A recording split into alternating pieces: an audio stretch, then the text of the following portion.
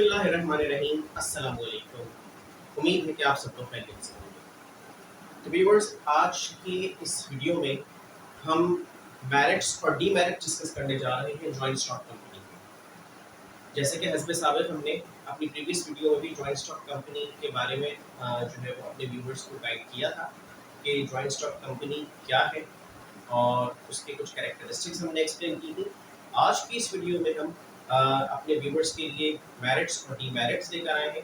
इसके अलावा जो मेन डॉक्यूमेंट्स हमारे जॉइंट स्टॉक कंपनी की फॉर्मेशन में यूज़ होते हैं, हम उसको भी अपनी इस वीडियो के अंदर शामिल करेंगे। तो आपसे रिक्वेस्ट है कि वीडियो को एंड तक देखिएगा। अगर वीडियो पसंद आए तो लाइक और शेयर ज़रूर कीजिएगा और अपने कमेंट में ज़रूर बताइएगा कि आपको ये वीडियो कैसी लगी। तो अपनी वीडियो को स्टार्ट करते हैं। मेरिट्स और डीमेरिट्स स्टार्ट करने से पहले एक बात और ये वाज़ेह कर दूँ कि अब तक जो एग्ज़ाम में हमने पास पेपर्स को गो थ्रू किया, उससे हमें ये बात पता चली है कि पास पेपर्स में हमारे पास मेरिट्स शॉर्ट आंसर क्वेश्चंस के अंदर पूछे गए हैं और डीमेरिट्स जो है वो नहीं पूछे गए। अब तक जो है वो डीमेरिट्स की कोई ऐसी थ्योरी जो है हमें नज़र नहीं आई पास पेपर्स में, लेकिन चूंकि पार्ट है हमारे सिलेबस का, लिहाजा हम इसको भी कवर करेंगे। जब हम मेरिट्स को डिस्कस कर रहे हैं तो डीमेरिट्स को भी हम लाजमी डिस्कस करेंगे। तो व्यूअर्स, सबसे पहले हम मेरिट्स को डिस्कस करते हैं कि जॉइंट स्टॉक कंपनी के मेरिट्स क्या हैं। सबसे पहला पॉइंट जो मेरिट्स के अंदर आता है, that is the limited liability of share holders. Liability जो यहाँ पे मौजूद है शेयर होल्डर्स की, वो लिमिटेड है। यानी जिस शेयर होल्डर ने जितना इन्वेस्ट किया है उसकी लायबिलिटी सिर्फ उस एक्सटेंट तक लिमिटेड है। अगर हम प्रीवियस जो हमारी फॉर्म्स ऑफ बिजनेसेस हैं उसमें अगर गो थ्रू करें तो हमें ये पता चलता है कि उसमें जो सोल प्रोप्राइटर था और पार्टनरशिप था, उसमें सोल प्रोप्राइटर और पार्टनरशिप में जो पार्टनर्स हैं और सोल प्रोप्राइटर है उनकी लायबिलिटी अनलिमिटेड है। यानी इन केस अगर लॉस हो जाता है तो क्रेडिटर्स को ये इख्तियार हासिल है कि वो उनकी पर्सनल प्रॉपर्टी सेल आउट करके जो है वो अपने नुकसान का अजाला पूरा कर लें। लेकिन यहाँ पे ऐसा नहीं है। यहाँ पे ये मेरिट है इसका कि जो इसको बहुत ज़्यादा डिफरेंशिएट कर रही है आपके सोल प्रोप्राइटर और पार्टनरशिप फॉर्म ऑफ बिजनेस से, क्योंकि यहाँ पे जो लायबिलिटी है वो लिमिटेड है और हर बंदा ये चाहता है कि लायबिलिटी लिमिटेड रहे। यानी कि अगर नुकसान हो रहा है तो नुकसान सिर्फ बिजनेस की हद तक रहे, उसकी पर्सनल प्रॉपर्टी या उसकी ज़ात तक वो नुकसान ना पहुँचने पाए। तो ये चूंकि इसका एक बहुत बड़ा मेरिट है, इस वजह से ज़्यादातर लोग जो सोल प्रोप्राइटर अपने जॉइंट स्टॉक कंपनी में इन्वेस्ट करते हैं वो सबसे ज़्यादा जिस मेरिट को फोकस करते हैं वो पॉइंट नंबर 1 है, limited liability. Second point is the transfer of ownership. Transfer of ownership से क्या हो रहा है, वही जो हमने सोल प्रोप्राइटरशिप और पार्टनरशिप में पढ़ा था कि यहाँ पे ट्रांसफर ऑफ ओनरशिप पॉसिबल नहीं है। यानी मिल्कियत को आप मुंतकिल नहीं कर सकते। सोल प्रोप्राइटरशिप के अंदर अगर सोल प्रोप्राइटर की डेथ हो जाती है या वो हैंडीकैप हो जाता है किसी वजह से या किसी और वजह से वो अपने बिजनेस को कंटिन्यू नहीं रख पाता और उसके पीछे कोई ऐसा बंदा मौजूद नहीं है जो कंटिन्यू करे, तो वो वहाँ पे ओनरशिप ट्रांसफर नहीं हो सकती। पार्टनरशिप के अंदर भी इसी तरह का मामला है कि जब तक सारे पार्टनर्स म्यूचुअली एग्रीड ना हो जाए किसी पॉइंट पे, तब तक पार्टनरशिप कोई पार्टनर अपना इंटरेस्ट किसी और को नहीं दे सकता। लेकिन यहाँ पे हम ये देखते हैं जॉइंट स्टॉक कंपनी में कि यहाँ पे अपने शेयर्स किसी को भी सेल आउट किए जा सकते हैं और इससे फायदा एक ये होता है कि कंपनी का कैपिटल ग्रो करता है। जैसे हम आगे भी पढ़े जाएंगे कि ट्रांसफर ऑफ ओनरशिप एक बहुत इसका सेकंड बड़ा एडवांटेज है, क्योंकि ओनरशिप जब तक आप में रहना चाह रहे हैं किसी कंपनी के साथ तब तक आप जो है वो उसके शेयर होल्डर रहें, और जब आप वहाँ से क्विट करना चाह रहे हैं तो आप अपनी ओनरशिप किसी और को इजीली ट्रांसफर कर सकते हैं। Third point is efficiency of management. चूंकि पार्टनरशिप के अंदर जो भी पार्टनर्स होते हैं वो अपनी फर्म को खुद रन करते हैं। सोल प्रोप्राइटरशिप के अंदर सोल प्रोप्राइटर खुद अपनी फर्म को रन करता है। लेकिन यहाँ पे हम ये देखते हैं एफिशिएंसी ऑफ मैनेजमेंट यहाँ पे किस तरह से है कि जो शेयर होल्डर्स हैं वो सिर्फ कैपिटल को इन्वेस्ट कर रहे हैं, वो दे आर जस्ट ओनर्स। यहाँ पे बोर्ड ऑफ डायरेक्टर्स को इलेक्ट किया जाता है शेयर होल्डर्स की जानिब से। शेयर होल्डर्स की जानिब से जो इलेक्टेड बोर्ड ऑफ डायरेक्टर्स होते हैं वो या तो खुद कंपनी को रन करते हैं या फिर कोई स्किल्ड और एफिशिएंट मैनेजर्स को हायर किया जाता है जो कि कंपनी की प्रमोशन को बूस्ट करते हैं, कंपनी की वर्किंग को बूस्ट आउट करने की कोशिश करते हैं। लिहाजा यहाँ पर अगर कोई शेयर होल्डर ऐसा है कि जो कंपनी के लिए मुनासिब नहीं है तो इससे कोई फर्क नहीं पड़ता शेयर होल्डर के एफिशिएंट या ना होने से, एफिशिएंट होने या ना होने से कोई फर्क नहीं पड़ता, क्योंकि कंपनी की असल मैनेजमेंट जो है वो बोर्ड ऑफ डायरेक्टर्स और उनके हायर करदा जो स्किल्ड और एफिशिएंट मैनेजर्स हैं उनके हाथ में है। तो यहाँ पे एक ये भी एडवांटेज है कि आपने सिर्फ कैपिटल इन्वेस्ट किया है और उसके बाद आपने इत्मीनान से बैठ के जो है वो खाना है उसको, यानी प्रॉफिट को एंजॉय करना है। Fourth point is large size as compare to sole proprietor and partnership business. Joint stock company का बिजनेस अमूमी तौर पे लार्ज स्केल पे तस्वुर किया जाता है। इसकी एग्जांपल अगर मैं इस तरह से दूं तो शायद मेरे व्यूअर्स इस बात को समझ लें कि sole proprietorship is like a bucket of water, whereas partnership is like a pool of water. When we talk about the joint stock company, so joint stock company is the big ocean, एक समंदर की तरह जिसके अंदर बहुत सारे resources मौजूद हैं। इसका साइज बहुत बड़ा है as compare to partnership and sole proprietorship. जब साइज बड़ा है इसका तो इससे हमें ये अंदाजा होता है कि यहाँ पे जो भी प्रॉफिट जनरेट होगा वो प्रॉफिट भी सोल प्रोप्राइटरशिप और पार्टनरशिप के मुकाबले में डेफिनेटली बड़ा होगा, यानी ज्यादा क्वांटिटी के अंदर हमें प्रॉफिट यहाँ से गेन होगा। पांचवा पॉइंट है हमारा लॉन्ग लाइफ। सोल प्रोप्राइटरशिप के अंदर किसी भी वजह से अगर सोल प्रोप्राइटर अपने बिजनेस को कंटिन्यू नहीं रख पा रहा तो उस सूरत के अंदर उसे अपना बिजनेस वाइंड अप करना पड़ेगा। पार्टनरशिप के अंदर अगर कोई नया पार्टनर एडमिट किया जा रहा है तो पार्टनरशिप फर्म को दोबारा रिकॉन्स्टिट्यूट करना पड़ेगा। अगर कोई पार्टनर रिटायर हो रहा है उस सूरत में पार्टनरशिप फर्म को दोबारा रिकॉन्स्टिट्यूट करना पड़ेगा। खुदा ना खास्ता किसी पार्टनर की किसी भी वजह से डेथ हो जाती है या वो कंटिन्यू नहीं करना चाह रहा उस सूरत में पार्टनरशिप डीड को दोबारा से रिकॉन्स्टिट्यूट करना पड़ेगा। जबकि जॉइंट स्टॉक कंपनी बिल्कुल इसके मुख्तलिफ है।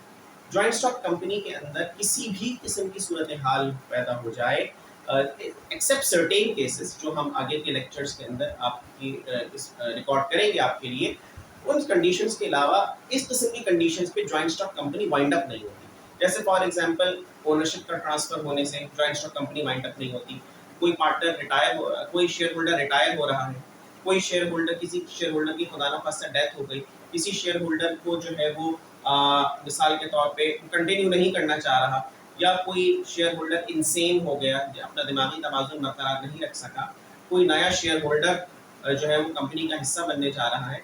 अगर इस किस्म की सिचुएशंस है तो इस किस्म की सिचुएशंस के अंदर joint stock company wind up नहीं होती, बल्कि उसकी चूंकि एक लीगल एंटिटी मौजूद है, जैसे कि हमने अपने प्रीवियस लेक्चर के अंदर लीगल एंटिटी को एक्सप्लेन किया है, तो चूंकि लीगल एंटिटी मौजूद है वो एक आर्टिफिशियल हैसियत रखती है, लिहाजा लोगों के आने या जाने से उसकी किसी भी किस्म की साख पे इफेक्ट नहीं पड़ता।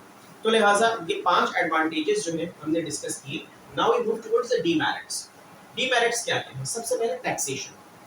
चूंकि बिजनेस लार्ज स्केल पे हो रहा है, इसी वजह से यहाँ पे टैक्सेशन भी जो है वो ज्यादा है, टैक्स का अमाउंट ज्यादा पे करना पड़ता है। जैसे कि टैक्सेशन के अंदर कौन कौन सी एलिमेंट्स आ जाते हैं, कितनी मरतबा टैक्स पे करना पड़ता है, क्या एक दफा टैक्स पे करना पड़ता है या अलग अलग कैटेगरीज के टैक्सेस पे करने पड़ते हैं।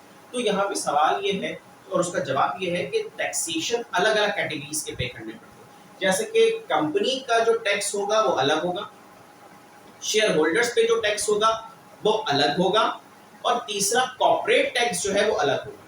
यानी कंपनी एक है लेकिन टैक्स जो लग रहे हैं वो अलग अलग नौयत के टैक्स लग रहे हैं, जिसकी वजह से जॉइंट स्टॉक कंपनी का बिजनेस जो है वो बहुत ज्यादा, जहाँ पे प्रॉफिट हो रहा होता है वहां पे टैक्स की सूरत में बहुत सारे शेयर होल्डर्स को ऐसा महसूस होता है कि शायद उनका जो प्रॉफिट मार्जिन है वो कम हो रहा है। तो टैक्स की इम्प्लीमेंटेशन बहुत ज्यादा है इसके ऊपर, ये इसका एक डिसएडवांटेज है।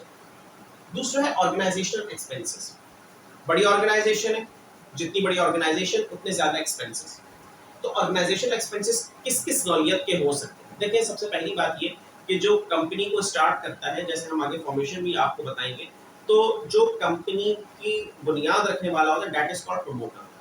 तो प्रोमोटर के एक्सपेंसेस है, किस तरह से होते हैं वो आगे आपको बताएंगे। प्रोमोटर के एक्सपेंसेस है, इसके अलावा जो कंपनी के डॉक्यूमेंट्स को डिजाइन करता है उसके जो है वो एक्सपेंसेस हैं। कंपनी के डॉक्यूमेंट्स के अंदर 3 डॉक्यूमेंट्स हैं जो हम डिस्कस करेंगे अभी इसी लेक्चर के अंदर, इसी वीडियो में आपको बताएंगे कि 3 डॉक्यूमेंट्स कौन से हैं। जो वो 3 डॉक्यूमेंट्स डिजाइन करेगा उसके एक्सपेंसेस बियर करने पड़ेंगे। इसके अलावा इसमें और जो रेगुलर एक्सपेंसेस होते हैं कंपनी के, ऑर्गेनाइजेशनल एक्सपेंसेस, वो भी इसके अंदर शामिल है। तो बड़ी ऑर्गेनाइजेशन है, लिहाजा टैक्स भी ज्यादा है और एक्सपेंसेस भी ज्यादा, बड़ी ऑर्गेनाइजेशन के ज्यादा खर्चे। तीसरा, लैक ऑफ सीक्रेसी। चूंकि यहाँ पर जो शेयर होल्डर्स हैं उन्हें इनवाइट किया जाता है कि आप हमारी कंपनी में इन्वेस्ट करें, तो जब कंपनी की इन्वेस्टमेंट के लिए आप लोगों को इनवाइट कर रहे हैं तो आपको कंपनी का स्ट्रक्चर बताना पड़ेगा, कंपनी के बारे में ये बताना पड़ेगा कि हमारी कंपनी अभी फाइनेंशियली कहाँ पे लाई कर रही है। तो लिहाजा जब तक आप फाइनेंशियल पोजीशन किसी कंपनी, अपनी कंपनी की किसी को नहीं बताएंगे, वो आपकी बिजनेस के अंदर इन्वेस्ट करना मुनासिब नहीं समझेगा। तो हर साल हर सूरत में कंपनी की फाइनेंशियल रिपोर्ट जो है वो इशू की जाती है। एक कॉपी इसकी इशू की जाती है रजिस्ट्रार को, इसके अलावा एक कॉपी शेयर होल्डर्स को इशू की जाती है। इसके अलावा इसकी प्रोस्पेक्टस के अंदर फाइनेंशियल रिपोर्ट लगाई जाती है। प्रोस्पेक्टस एक एडवर्टाइजमेंट टूल है और ये डॉक्यूमेंट है जो कि हम आगे अपनी इस वीडियो में आपको एक्सप्लेन करेंगे। तो इन जगहों पे फाइनेंशियल रिपोर्ट को आप डिस्क्लोज करते हैं। जब आप डिस्क्लोज कर रहे हैं तो ये आपकी इंफॉर्मेशन, जिसे आप अपनी कंपनी की फाइनेंशियल पोजीशन डिक्लेयर करने के लिए एक्सप्लेन कर रहे हैं, डिस्क्लोज कर रहे हैं, तो ये बहुत सारे राइवल्स के लिए, यानी नए आने वालों के लिए ये जो है वो एक टूल साबित हो सकती है कि जिसके जरिए से वो कभी भी आपकी कंपनी को जो है वो कॉम्पीट कर सकते हैं या बीट कर सकते हैं मार्केट में। तो लिहाजा यहाँ पे एक सबसे बड़ा मसला ये है कि जो चीज़ पार्टनरशिप और सोल प्रोप्राइटरशिप के अंदर एक लिमिटेड पैरामीटर के अंदर मौजूद है, एक लिमिटेड बाउंड्री के अंदर मौजूद है, ये वहाँ पे ऐसी कोई बाउंड्री हमें नजर नहीं आती, क्योंकि सबको आपने बताना है अपनी कंपनी की फाइनेंशियल रिपोर्ट। तो फाइनेंशियल रिपोर्ट जब आप बताएंगे तो जाहिर सी बात है कि सीक्रेसी उस पॉइंट के अंदर नहीं रहेगी। Fourth point is the lack of credit standing. Lack of credit standing क्यों? जहां पे हमने जो पॉइंट डिस्कस किया था लिमिटेड लायबिलिटी का इस जगह पे, तो यहाँ पे जो लिमिटेड लायबिलिटी मेरिट की फॉर्म में आ रही है, वहीं पे यहाँ पे हमें वो आपके जो है वो नजर आती है कि इसका टिक डीमेरिट भी मौजूद है। लैक ऑफ क्रेडिट स्टैंडिंग से मुराद ये है कि यहाँ पर बहुत सारे जो क्रेडिटर्स होते हैं वो ये जानते हैं कि यहाँ पे शेयर होल्डर्स की लायबिलिटी लिमिटेड है। जब शेयर होल्डर्स की लायबिलिटी लिमिटेड है तो वो ये जानते हैं कि अगर इन केस कंपनी को क्रेडिट दिया और नुकसान ऐसा हुआ कि अब कहीं पे भी सूरत ऐसी नज़र नहीं आ रही कि कंपनी हमारे नुकसान का अजाला कर सके, हमारा क्रेडिट जो है वो दोबारा पे कर सके, तो उस सूरत में हम शेयर होल्डर्स की पर्सनल प्रॉपर्टी तक नहीं रीच कर सकते, यानी वहां तक हमारी रसाई नहीं। तो लिहाजा उस सूरत में जब वो देखते हैं कि इतनी ज़्यादा रसाई हमें रिकवरी नहीं हो सकती, क्योंकि रसाई नहीं है, रीचेबल नहीं है, तो हमें जो हम क्रेडिट दे रहे हैं उसका एक कम अमाउंट ही हमें जो है वो लिमिटेड अमाउंट ही रिकवर हो सकेगा, इसके अलावा अमाउंट रिकवर नहीं हो सकता। तो लिहाजा यहाँ पर इसी वजह से जो क्रेडिट स्टैंडिंग है वो बहुत ज़्यादा नहीं है, क्रेडिट स्टैंडिंग जो उधार देने वाले हैं वो कम है। Fifth point is lack of personal interest. जैसे हमने यहाँ पे एक पॉइंट डिस्कस किया जो कि था एफिशिएंसी ऑफ मैनेजमेंट, ये यहाँ पे मेरिट की सूरत में नजर आ रहा है, लेकिन इसका अल्टीमेटली एक दूसरा रुख भी मौजूद है, that is the lack of personal interest. क्यों? क्योंकि जैसे मैंने आपको बताया कि share holders are just the share holders, they are owners, but they can not run the joint stock company. Joint stock company को रन करने वाले कोई और नहीं। तो जाहिर सी बात है कि जब आपने सिर्फ पैसा लगा दिया और रन करने वाले कोई और है, और रन करने वाले यानी कंपनी को चलाने वाले वो लोग हैं कि जिनका पैसा नहीं लगा, तो जाहिर सी बात है कि वो लोग क्यों इंटरेस्ट लेके इस बिजनेस को इतने एफिशिएंटली रन करें। तो लिहाजा जिसका पैसा होता है उसी को जो है उसकी फीलिंग होती है, वही इस बात का एहसास कर सकता है। लिहाजा यहाँ पे शेयर होल्डर्स की जानिब से भी लैक ऑफ इंटरेस्ट नज़र आ सकता है, और जो लोग कंपनी को रन कर रहे हैं, कंपनी को चला रहे हैं, उनकी तरफ से भी लैक ऑफ इंटरेस्ट का फैक्टर जो है वो सामने आ सकता है। तो कंपनी अपनी जगह पे जहाँ मेरिट्स में भरपूर है, वहाँ पे बहुत सारे डीमेरिट्स भी कंपनी के अंदर मौजूद है। चूंकि ये आंसर शॉर्ट क्वेश्चन की कैटेगरी में पूछा जाता है, सेक्शन में पूछा जाता है, इसी वजह से हमने मेन और इजीएस्ट जो 5 मेरिट्स और डीमेरिट्स है वो निकाल कर आपकी इस वीडियो में शामिल किया। Viewers, we are going to start explaining about the main documents used for the formation of company.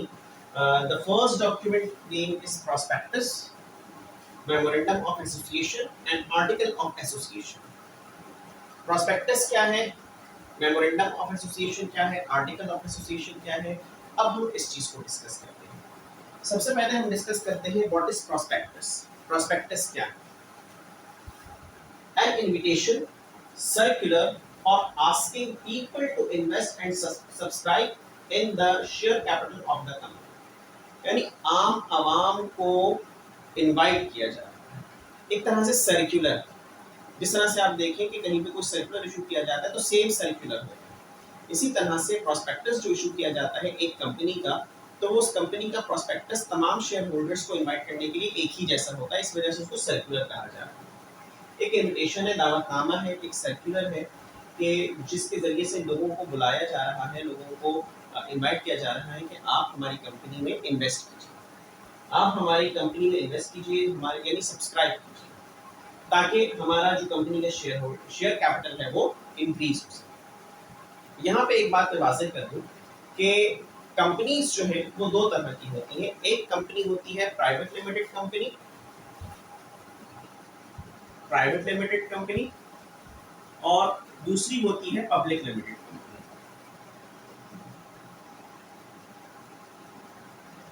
Private limited company के शेयर्स ट्रांसफर नहीं हो सकते, यानी किसी आउटसाइडर को ट्रांसफर नहीं हो सकते। पब्लिक लिमिटेड कंपनी के शेयर्स ट्रांसफर हो सकते हैं।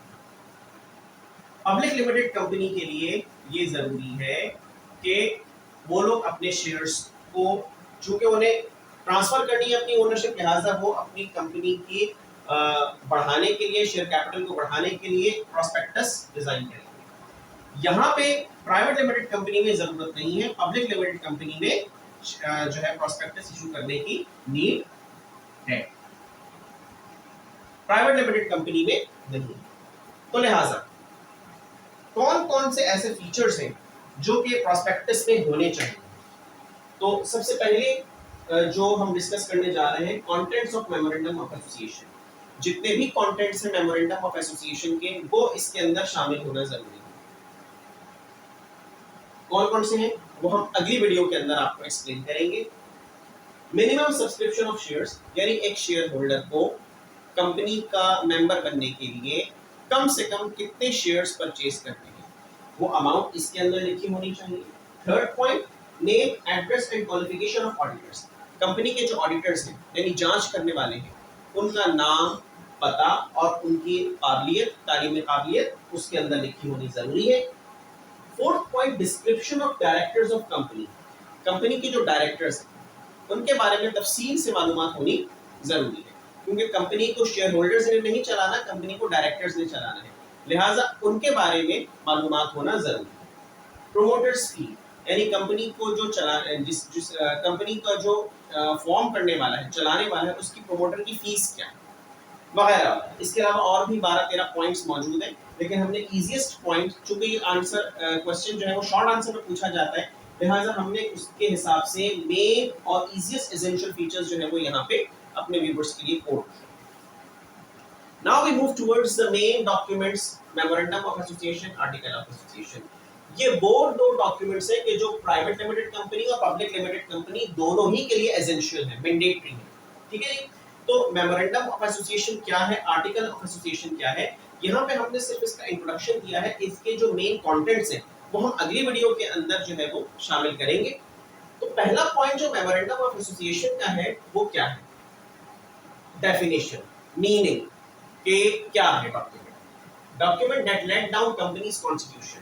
मेमोरेंडम ऑफ एसोसिएशन वो डॉक्यूमेंट है कि जिसके अंदर कंपनी का आइन तहरीर किया जाता है, कंपनी का कॉन्स्टिट्यूशन मेमोरेंडम ऑफ एसोसिएशन है। कंपनी किन मकासद के लिए बनाई जा रही है, कंपनी जो है वो फ्यूचर में उसके क्या गोल्स हैं, कंपनी का मकसद क्या है, कंपनी जो है वो आगे जाके अपने कौन कौन से अहदाफ को हासिल करने की कोशिश करेगी।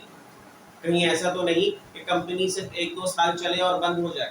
तो एक कॉन्स्टिट्यूशन होना चाहिए, एक आइन होना चाहिए जिसके तहत उस कंपनी को चलते रहना। लोग आते जाते रहेंगे लेकिन कंपनी चलती रहेगी, जैसे कि मैंने आपको बता दिया है इसी वीडियो में। तो लोग आते जाते रहेंगे, कंपनी चलती रहेगी, लिहाजा इसके लिए कॉन्स्टिट्यूशन जरूरी है कि कॉन्स्टिट्यूशन क्या है। जब हम इसकी तकरार पे ये देखते हैं कि ये कौन सा डॉक्यूमेंट है, आर्टिकल ऑफ एसोसिएशन, तो हमें पता चलता है it's the document comprising rules and regulation of the company. यानी कंपनी का कॉन्स्टिट्यूशन तो ये मेमोरेंडम ऑफ एसोसिएशन है। आर्टिकल ऑफ एसोसिएशन के अंदर ये बात बताई जा रही है कि कंपनी के उसूल ज़वाबित कौन कौन से होंगे, जिन उसूल ज़वाबित पर कंपनी चलेगी।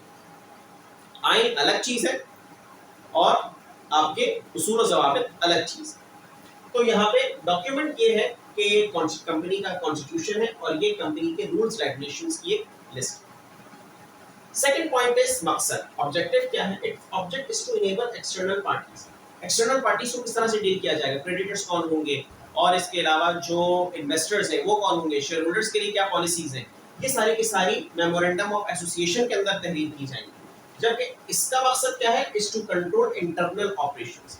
कंपनी के जो अंदर के मामलात हैं, यानी इंटरनल मैटर्स जो है, उन सब के बारे में अगर डिस्कशन देखनी है, वो देखना है हमने, तो हम आर्टिकल ऑफ एसोसिएशन को बुला सकते हैं।